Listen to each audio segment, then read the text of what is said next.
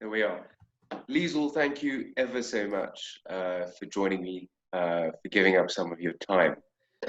Um, First of all, the world's sort of slowly getting back, picking up pace, but we've been dealing with this pandemic for the past few months. How has it affected you? How have you been? Work, the general sort of movement and things? How have you been keeping up? Now that we've 150 odd days that we've been in lockdown, Yeah, when I get asked this question now, it's very difficult to answer because in the beginning, I think we all, like they said, the Corona coaster.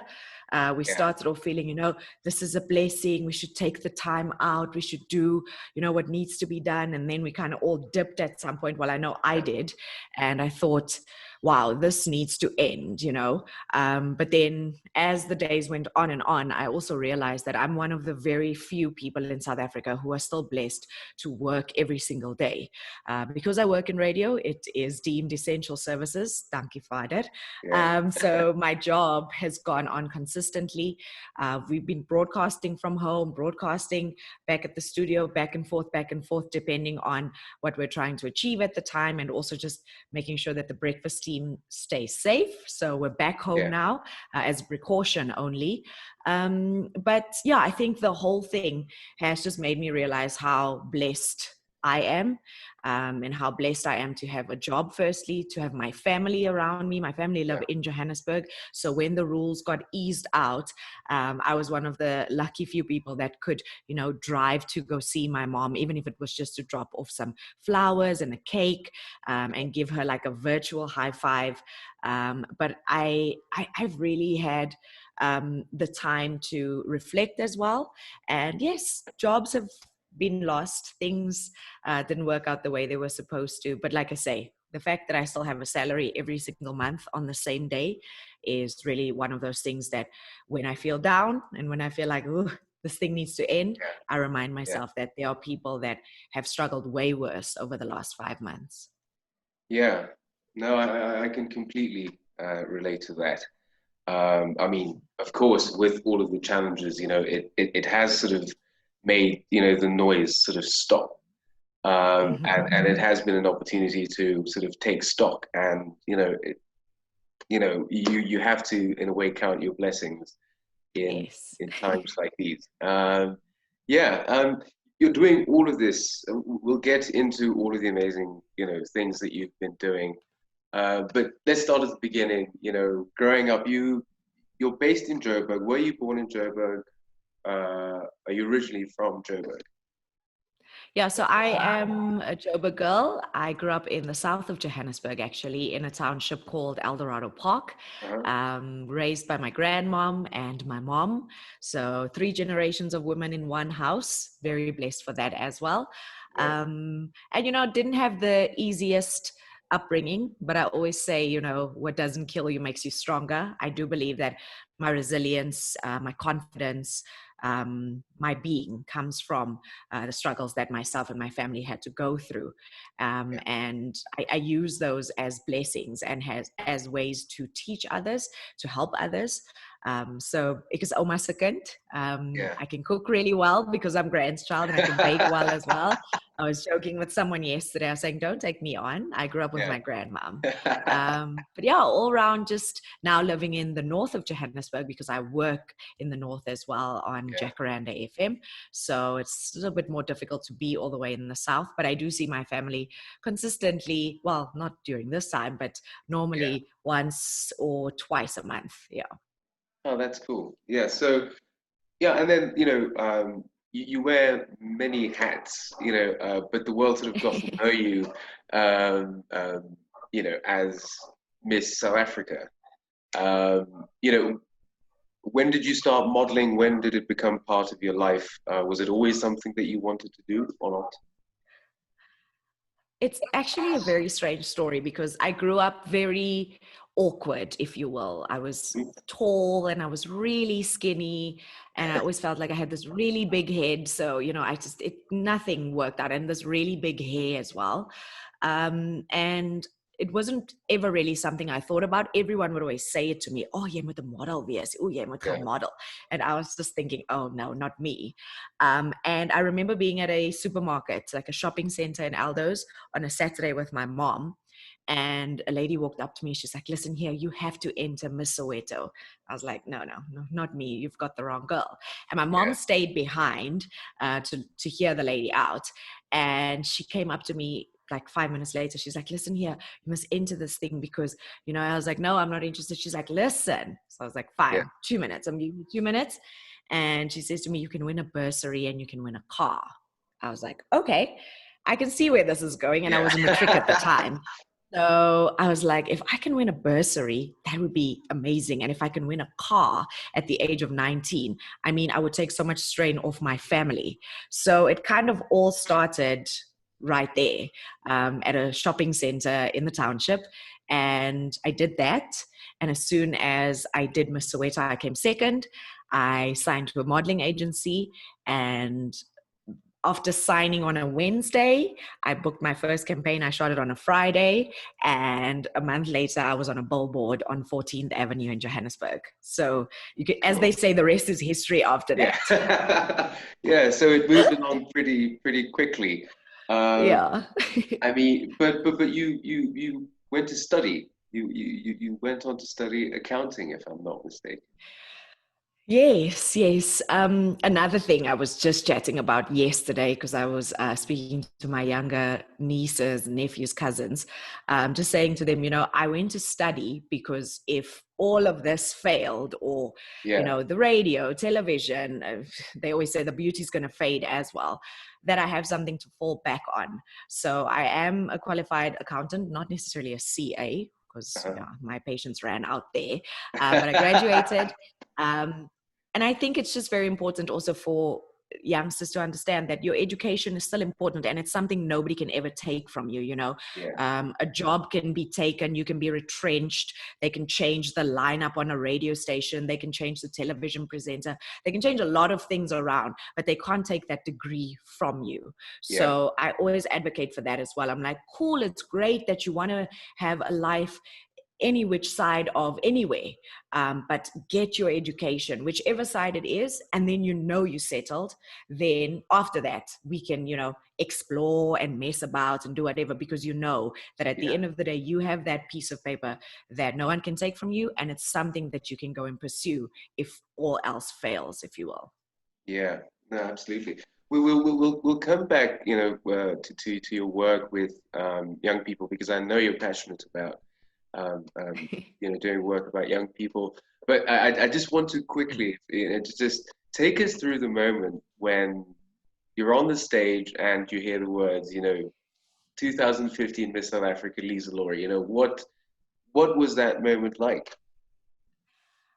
I can't necessarily remember the moment it happened. Like that's a blank. That's autopilot. I watch it back and I'm like, but I remember moments just before, standing there holding two incredibly powerful women's hands, and just thinking, if this is for me, it'll be for me. I kept repeating those words over and over and over again. If you watch the clip as well, you can see me kind of mumbling something there to myself. And I was just saying, if this is for me, it'll be for me. If this is for me, it'll be for me. And my name gets called, and the crowd goes crazy. And according to my aunts and uncles who were watching from back home, the streets were shut down in Eldorado Park. Cars were playing their music. Vuvuzelas came out. I almost wish I was there more than I was on the stage at the time. Just seeing the reports the following day as well of what it meant to my community. I even just get goosebumps just talking about it now. But it did signify something very important to myself, to my family, I think to my community as well. Just that, you know, that age-old saying that sounds cliched, doesn't matter where you're from, it matters where you're going. And I always say as well, and those are all based off your choices. And the operative word there being your. It's your responsibility, what you choose for yourself. You know, growing up in a township, I never shy away from the fact that my mom battled with the disease of drug abuse. And that was a Yeah. big part of my life. You know, it was a big Yeah. chapter, because I always say it's not my story, but it's a big chapter in my story. It defines how I think, it defines how I was molded, and it also helped me remain soft and kind. But it goes back to that. It's your choice. I decided for myself at a very young age that I wanted more. I wanted more Yeah. than what my family had achieved. I wanted more than what I was exposed to in my community. And I wanted to shed light as well that there are great things in a community and a township where everyone is kind of forgotten about everyone. Yeah. Cool. I mean, yeah, absolutely amazing. Your life must have changed completely after that. Can you talk about, how it all sort of changed, your daily life, if at all? I think the craziest part was just not being able to go to the store, especially Yeah. during that year, where I couldn't just go and buy a Coke at the Woolies or, Yeah. get a burger at a shopping center, because yeah, my face was everywhere. Everybody knew me. Everybody Yeah. wanted to have a moment to spend time with me. So that was kind of a shocker. I think it's going to happen, and I think it's something you push for because you want this. Um, what's the word? So you want this prominence so that you can use your Yeah. voice. But when it Yeah. actually happens to you, it's crazy. It is Yeah. absolutely crazy. And I just decided there and then also just use your voice for good. So no matter who I bumped into and what I was exposed to, even no matter how tired I was, I just gave Yeah. everybody that 2 minutes, the hug, the high Yeah. five, the selfie. But I will tell you, it's a very taxing job. And I say Cool. job Yeah. because many young girls DM me and they're like, oh, I want to be Miss Essay. I want to be famous. I'm like, no, this is not a famous thing. This is one of the biggest job interviews of your life that then becomes one of the biggest jobs of your life. You're an ambassador for a country. You go and represent your country overseas at major pageants, at events where you speak. And it's a hectic job. It takes so much of you. It also rewards a lot. Yeah. But I think that many people need to understand that this is, after all, still a job. You apply for it with your entry form, if you will, and Yeah. you sit there through interviews like you would at a normal job. And think about when they're hiring a CEO or the head of a company. It's interview after interview after interview, just like it is at Miss South Africa. Yeah. And then you win, and then you're the ambassador for the country. It's all cute that, you get to dress up Yeah. really pretty and you get to go to fancy events. But at the end of the day, it's a huge responsibility. Yeah. And no young woman should take it upon herself if she's not ready and if she doesn't understand the mandate of what it means to be Yeah. the ambassador of a country. Yeah. Yeah, no, I think it's something that's sort of sort of echoed by most people who have, on the public eye, because everybody has this thing, with fame and celebrity, but it I suppose does take a part of your life, or control of it anyway, away from you. Yeah. Yeah, and yeah, I mean, but how do you stay grounded in all of this? My family. Yeah. Definitely my family. When I go back home, I'm just Liesl. We Yeah. hang out, we braai, we make potjie, Yeah. we cook together, and there's no pageant, there's no sash, there's no crown when I'm home. Yeah. And it's just so nice to be home and be reminded of my morals and my values as well. Not that I ever walk around forgetting them, but just Yeah. to have a refresher, to Yeah. bring it back to home. And then also my best friend, who's been my best friend for the past 10 years. It was our 10-year anniversary this year. Yeah. And the pageant actually happened 3 days after her birthday. And I remember calling her on her Amazing. birthday saying, oh, I'm so sorry, I can't be with you. And she's like, friend, whatever you do, just win this thing Yeah. for me. This will be my birthday present. And she's also always there in my ear, just to say, listen here, just relax, take it easy, Yeah. take a step back, be mindful of what you're trying to achieve. Because I'll call her and I'll say, oh no, this and this, and everything's falling apart. And she's like, no, just relax. What Yeah. are we trying to achieve in this moment? Where are we going? And what are we doing? And I think it's just so great to have that support structure as Yeah. another woman. So, just women for women, and then Yeah. family all about family. And then just surrounded by great people at work as well. I've been blessed to make really great friends at Jacaranda, Yeah. and at the Miss SA organization. And those are also the people that's like, hello, hey, Yeah, don't forget, you're still just Liesl to us. And don't get too big of a head. And it's nice.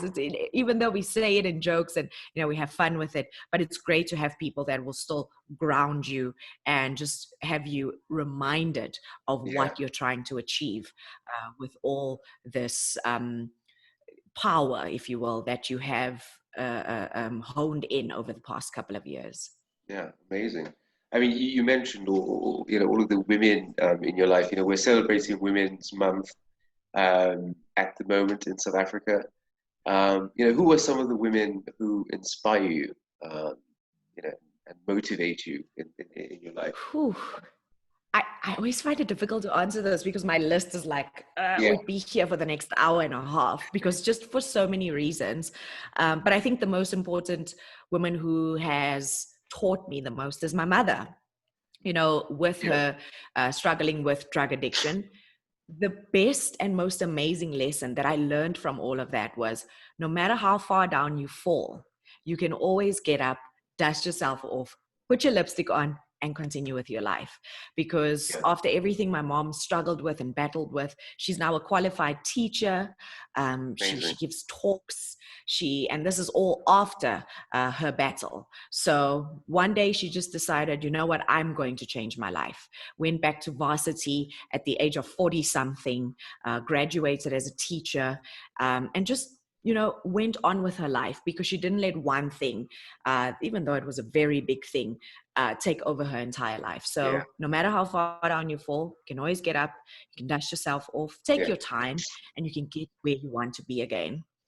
And then my Oma, of course. My Oma is an evangelist. She is a speaker. She's, if anybody thinks that I'm famous in my family, oh no, this Oma Laurie. No matter where we go, no matter what we do, she's the one they call to the stage, and she's the one that does the talks, and that's just so empowering and inspiring. yeah, And when I watch her on stage, I feel like, oh, okay, cool. I need to note that, and I need to do this, and vice versa. It's always so funny when she says to me, "Waar het jy nou dit geleer?" And I'm like, ooh. So I think she doesn't recognize her power, but she has great power.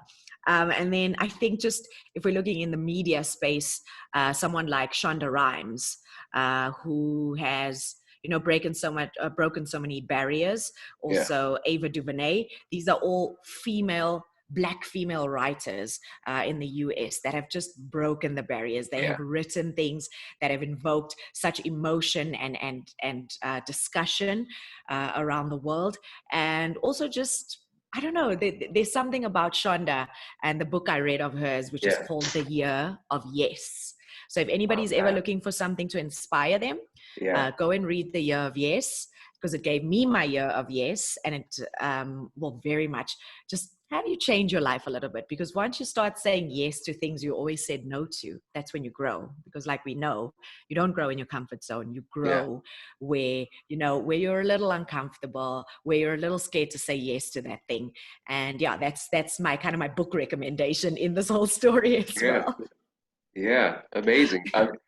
Yeah, you touched on a couple of things that I also want to talk about. Of course, we're celebrating, Women's Month, but it's been slightly tainted by what's been going on with the abuse and the attacks and murders of women in South Africa and all over the world.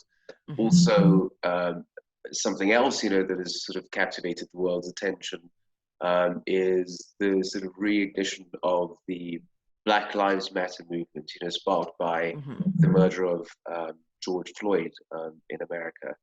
Um, what are your feelings about these things? What is it that we can be doing, to improve the situation? You know, I get very emotional, Yeah, and I have so much, um, I think, pain when it comes to just speaking firstly about gender-based violence.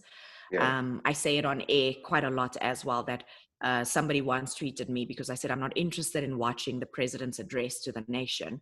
And they thought it to be disrespectful and asked me why not. And I said, because they're addressing things, in my opinion, that aren't important to me. Yeah. I am waiting for the president, the government, the cabinet, the change makers, the leaders of the country to sit down and make changes around the fact that a woman will be hung on a tree when she's 8 months pregnant by a lover or some scorned person in her life. That is the conversations I want them to be sitting down and having. And I need them to make some kind of decision and choice. We hear from our leaders that they are so hurt and they are so disappointed and it's outrage. And I'm like, yes, we get it. We're outraged as well. We are hurt as well. We are bleeding as women walking around in South Africa. What we need from you now is to take that outrage and put it into action. And, we ask, what is it that we can do? What is it that we can do? We as a country, I think, need to put pressure on our leaders. And I do that on social media. I know a lot of my colleagues do as well, because at this point in time, I said it's like having parents. If you have a mom that always says, jy gaan sien, you're going to see, I'm going to do something, but she never does anything, you're going to continue bad behavior, because even when they reprimand you, it doesn't go anywhere. And I feel that way about the leadership in our country as well. They are outraged and they are planning and they are, they have talks and they have press conferences, but there's never any action. So therefore the perpetrators will always continue, because they know no matter what they do, there'll be a press conference, there'll be some letter, there'll be something that's written on social media, but there's no action. And I think if we're looking at what we need to do at this point, we need to put pressure on the government. These gender-based violence walks that we're doing, the social media campaigns, it needs to be amplified. It needs to go bigger. We need corporates to buy into it as well and do better. And I think we have been doing so over the last maybe year or two, but I think at this point, it needs to be more.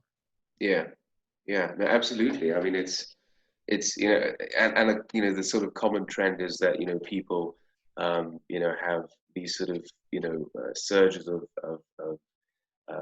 movement and talk about it, but really in the end it's about, as you say, it's about real change, and that has to come from the top. It has to be real things that are put in place, yes, for it to change. So I completely agree with that. And then just the other thing that I mentioned, your work with young people. I know that you are passionate about working with young people. What kind of advice do you have for young women, but also young men, in their lives, looking forward into their lives? Mine is sometimes considered a bit of a harsh reality that I put in people's faces, and it just as a reminder is that I mentioned it and I touched on it a little bit earlier, but it's your responsibility. Your life is your responsibility. Your choices, everything that you do from very young is going to determine where you go. And, I come from very little. So I can say that. I come from not having money to go to university and making the decision of saying, I'm going to work really hard in high school so that I can qualify to get a bursary. That's a choice. I am going to then study and make sure that I grow myself and my family out of my circumstances. Another choice. And I think the more we understand that our choices are going to reflect the rest of our lives, and it is our responsibility to take ownership of our lives, the better things will be in our spaces. Yes, there are still a lot of things in our country that can be bettered, our education system, all of those things.